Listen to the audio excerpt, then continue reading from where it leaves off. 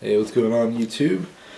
I want to do a video tonight about home defense and viable options for home defense and things that I feel are not viable options for home defense. I think I'll start with the gun that I do not recommend for home defense is your handgun. I do not recommend handguns for home defense. People who get shot with handguns typically run away. People who get shot with rifles and shotguns will usually die right there. And in a home defense situation or any self-defense situation, you want that person to stop what they're doing now. And so I don't recommend pistols. The only reason I even own pistols is because I can carry them wherever I go, and I can't carry, say, something like this wherever I go. So no pistols. That's really the only gun that I don't recommend. Pretty much any long gun is good of an adequate caliber. I wouldn't say go buy a 10-22 and put that away for self-defense or home defense because it might not get you very far. My personal choice is a 12 gauge shotgun with full powered 2 3/4 inch buckshot.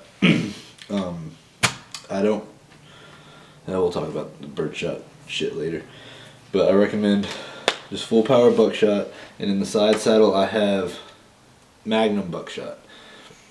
Because if I have to reload in a home defense situation, to add to that reloading a shotgun in a home defense situation, I'm having a bad fucking day, and if I have to reload, I want to put something out there that's got a little more ass, and this has a little more ass. Again, a few more pellets and gain some velocities and shit like that.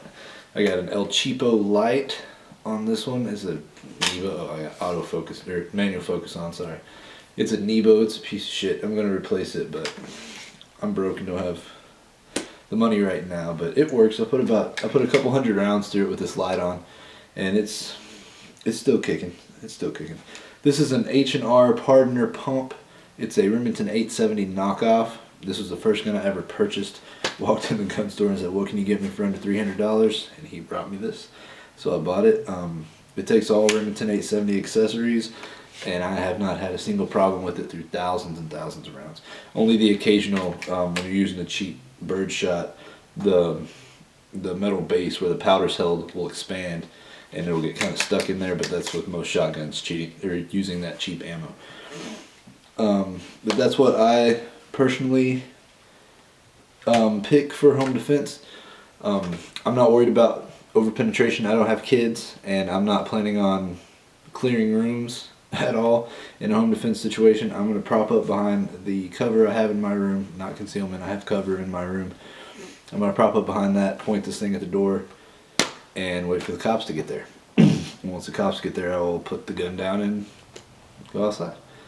But I recommend that if you are worried about penetration, if you have kids and you're going to have to clear rooms in a home defense situation, I recommend just an AR-15 with just regular ball 223 ammunition.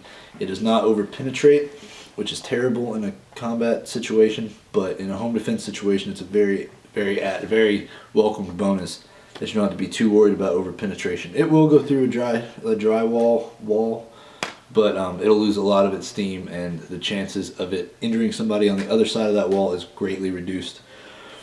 To birdshot, people who use the 12 gauge shotguns but load it with birdshot,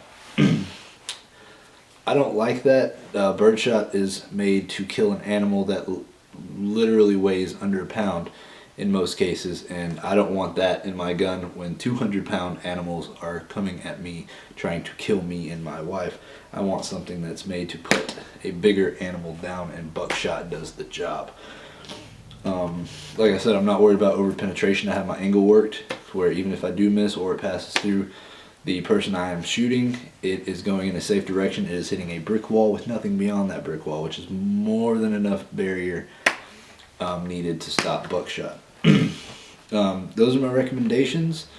I hope you guys enjoyed the video. If y'all have any questions, ask me. If y'all like my videos, subscribe. That would be greatly appreciated. Comment down below, either if you want to say something positive or negative. I accept all comments. I don't care if you want to be an asshole. I will just probably not respond to that. But if you have something positive to say, please say it. If something I missed, a question for me, go ahead and ask down in the comments. I appreciate you guys watching. Y'all have a good one.